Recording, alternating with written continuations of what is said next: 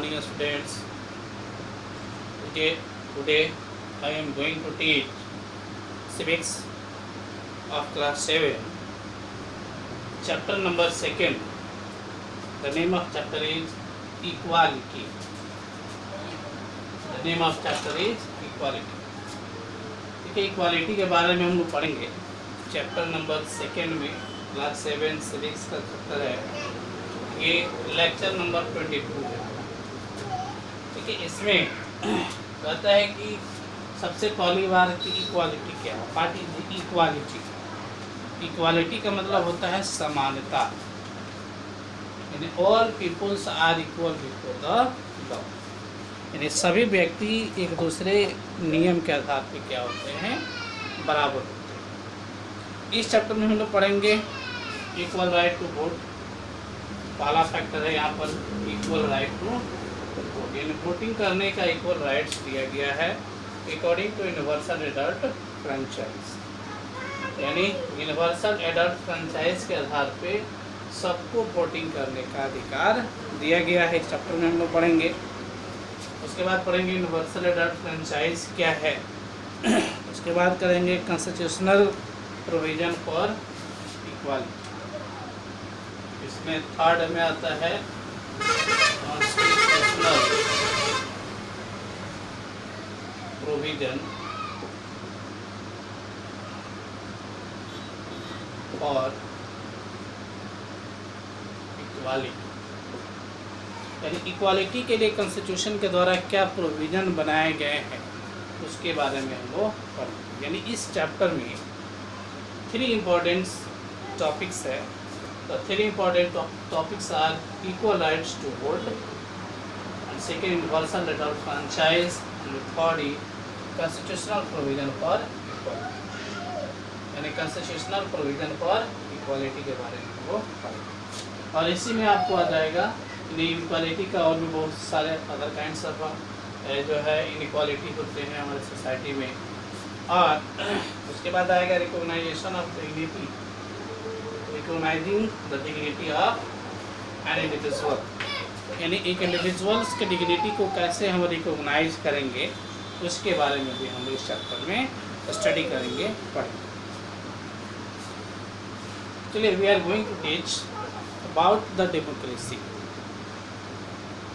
In the chapter 1 we read about the democracy. Democracy means democracy is the form of government for the people, of the people and by the people. यानी ये definition Abraham Lincoln के द्वारा दिया गया था जो chapter 1 में हम लोग पढ़े हुए हैं। उसमें कहता है कि डेमोक्रेसी एक वैसी गवर्नमेंट है जो जनता के द्वारा, जनता के लिए और जनता के हित के लिए ही बनाए गए जो शासन होते हैं उसको हम लोग प्रजातंत्र कहते हैं, डेमोक्रेसी का। तो India believes in the democracy. India democracy के ऊपर बिलीव करता है। The key value of democratic governments include partition of people, revolution of their disciples, conflict, equality and justice. और इसमें कहता है कि जो डेमोक्रेटिक कंट्री जो होते हैं उसकी क्या जो है गवर्नेंस होती है, उसमें गवर्नमेंट्स में आपको उसका राइट्स है, उसका जो है आपको डिग्निटी है, उसके कन्फ्लिक्ट हैं, डिस्प्यूट्स हैं, ये सभी जो होते हैं आपको एक डेमोक्रेटिक कंट्री में आते हैं। हम ऐसे कहेंगे equality is the central feature of the democracy, यानी equality is the central feature of democracy, यानी डेमोक्रेसी का सेंट्रल फीचर जो होते हैं उसको इक्वालिटी के नाम से जाने जाते हैं। और ये equality different kinds of function को परफॉर्म करती है, और ये जो होते हैं आपको डेमोक्रेटिक गवर्नमेंट्स को फंक्शनिंग करने में हेल्प करते हैं। And equality is the main feature by which the governments participating and functioning the democratic country, democratic country का फंक्शनिंग करने में वर्क करता है, जिसको हम लोग इक्वालिटी के नाम से जानते हैं। अब इसमें सबसे पहला आता है कि right to vote, equal rights to vote. और all peoples are equal before the law. According to Indian Constitution, the peoples have right to vote whose maximum age is 18 years. वैसे पर्सन को वोटिंग करने का अधिकार दिया गया है जिसका एज जो है 18 वर्ष से ज़्यादा, उसको जो है वोटिंग करने का अधिकार दिया गया है, उसको हम लोग कहेंगे राइट टू वोट। तो राइट टू वोट में जो रेस्पेक्टिव क्लासेज हैं, कास्ट हैं, सेक्स हैं, इसके आधार पर डिफरेंट काइंड्स ऑफ डिस्क्रिमिनेशन नहीं होता है, इसमें डिस्क्रिमिनेशन नहीं देखा गया है। तो हर एक व्यक्ति को राइट्स है कि वो वोटिंग कर सकता है इसके अनुसार, according to universal adult franchise, universal adult franchise के अनुसार। अब हम पढ़ते हैं कि यूनिवर्सल एडल्ट फ्रेंचाइज क्या है। तो यूनिवर्सल एडल्ट फ्रेंचाइज में कहता है कि डेमोक्रेसी का एक वैसा फीचर जिस फीचर के अंतर्गत पीपुल्स को वोटिंग करने का अधिकार दिया जाता है। और यूनिवर्सल एडल्ट का मतलब होता है गवर्नमेंट के अनुसार जिसका एज 18 ईयर से अबव हो गया, वह यूनिवर्सल एडल्ट फ्रेंचाइज में हो, और यूनिवर्सल एडल्ट फ्रेंचाइज के अनुसार उसको वोटिंग करने का अधिकार दिया है। तो ब्रिटेन को कंसिडर्ड किया गया है the mother of modern democracy. Britain जो है उसको कंसिडर्ड किया गया है, Britain is the mother of modern democracy, but it give the right to vote to women only in 1928। यानी 1928 में वुमेन्स को ये राइट दिया गया कि वो वोटिंग कर सकता है। और तब कहा गया कि ब्रिटेन क्या है, तो ब्रिटेन जो है उनको हम लोग मदर ऑफ मॉडर्न डेमोक्रेसी के नाम से जानी जाती है। तब 1928 को कहा गया Britain is the mother of modern democracy, modern democracy का मदर कहा जाता है, जिसमें वुमेन्स को वोटिंग करने का अधिकार दिया गया।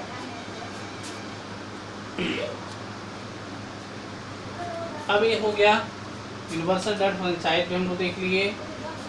अब हम लोग थोड़ा देख लेते हैं other form of inequality. Inequality का और क्या क्या फॉर्म, इनइक्वालिटी अगर कहें तो जिसको हम लोग असमानता हम लोग कहेंगे। जैसे हम लोग कह सकते हैं कि do you know that the caste system is one of the common form of inequality in India. अरे क्या हम लोग जानते हैं कि इंडिया के अंतर्गत जो है इनइक्वालिटी का सबसे कॉमन फीचर क्या है, जहाँ से इनइक्वालिटी उत्पन्न होती है, जिसको हम लोग कास्ट सिस्टम कहते हैं, जिसको कास्ट सिस्टम के नाम से जाना जाता है। तो this caste system is classified in the different categories. Different categories is other backward classes, scheduled tribal, scheduled caste and the generals. ये different categories of the caste system involved in the India, because India is a secular country. India is called, India is a secular country, so different kinds of religion found in India। जो है बहुत से सारे यहाँ पे अलग अलग form के लोग पाए जाते हैं। तो इनइक्वालिटी का और भी जो लोअर जो कास्ट होते हैं जिसको वो दलित कहते हैं, दलित्स वह डिस्क्रिमिनेटेड होते हैं, उनके बीच जो है डिस्क्रिमिनेशन किया जाता है, जिसको इनइक्वालिटी कहते हैं। कास्ट के अनुसार उसको डिस्क्रिमिनेशन किया जाता है, ऑक्यूपेशन के अनुसार उनको डिस्क्रिमिनेशन किया जाता है, प्रॉपर्टी के अनुसार भी उनको डिस्क्रिमिनेशन किया जाता है हमारी सोसाइटी। इसलिए ये डिस्क्रिमिनेटेड होते हैं एक दूसरे से के बीच, जो इनइक्वालिटी का अदर फॉर्म है, अदर फॉर्म ऑफ इक्वालिटी है, क्योंकि अकॉर्डिंग टू कास्ट सिस्टम उनको जो है डिस्क्रिमिनेशन किया जाता है। करें peoples are also treated unequally and unfairly on the basis of religion, the practice, class, background, they are come, the gender and male and female. ठीक है, कह रहा है कि जो कास्ट सिस्टम है वह कास्ट सिस्टम में पीपल को जो है अनइक्वली जो है ट्रीटमेंट्स किया जाता है, अनफैमिली जो ट्रीटमेंट्स किया जाता है on the basis of religion, on the basis of religion धर्म के आधार पर, on the basis of caste जाति के आधार पर, और on the basis of occupations, on the basis of careers, on the basis of property के आधार पर जो है हमारी सोसाइटी में को अनइक्वली ट्रीटमेंट्स किया जाता है, जिसको हम लोग इनइक्वालिटी कहते हैं। इसको असमानता के नाम से जाना जाता है या other form of other kind of inequality कहे जाते हैं। तो ये हुआ second topic, other kind of inequality. अब नेक्स्ट है recognizing the dignity of an individual. And how to recognize the dignity of an individual, यानी कैसे हम लोग जो है एक इंडिविजुअल की डिग्निटी को रिप्रेजेंट कर सकते हैं, उसको आइडेंटिफाइड कर सकते हैं। कह रहा है कि when individuals are not treated equally, यानी जब जो है इंडिविजुअल्स को इक्वली अगर ट्रीट नहीं किया जाता है, जब मान लीजिए कि इंडिविजुअल्स को इक्वली ट्रीटमेंट नहीं किया जाता है, देयर डिग्निटी इज वायलेटेड, इसका मतलब है उनकी प्रतिष्ठा जो है का हनन होता है, उनकी प्रतिष्ठा को वायलेट किया जाता है। तब जब वो पर्सन को इंडिविजुअल जो होते हैं उसको इक्वली ट्रीटमेंट नहीं किया जाता है, उस यानी nobody deserve to be treated equally, nobody deserve to be treated equally, कोई भी व्यक्ति को जो है इक्वली जो होते हैं आपको ट्रीटमेंट नहीं किया जाता है। Let us study about the discriminations just like the caste system। आगे हम लोग पढ़ेंगे डिस्क्रिमिनेशंस के बारे में, तो उसमें सबसे पहला आएगा जिसको हम लोग कास्ट सिस्टम कहेंगे। Caste system is the main social evils in our society. Caste system is the main social evils in our society, which interprets inequality, which interprets equality in the society. Inequality in the society, जो हमारी society में inequality उत्पन्न करता है कि individuals के बीच में या एक लॉट ऑफ पीपल्स के बीच। तो एक इंडिविजुअल्स को हम कास्ट के आधार पर जो है उनको क्या किया जाता है, आपको डिस्क्रिमिनेटेड किया जाता है। एक बार can how to recognising the dignity of the individuals, ठीक है, डिग्निटी ऑफ इंडिविजुअल्स को कैसे हम लोग रिकॉग्नाइज करेंगे, जिसमें नेक्स्ट लेक्चर में हम लोग पढ़ेंगे कि कास्ट सिस्टम क्या है और कास्ट सिस्टम को कैसे हम लोग डिवैलेंट कर सकते हैं, कैसे कर सकते हैं। That's all.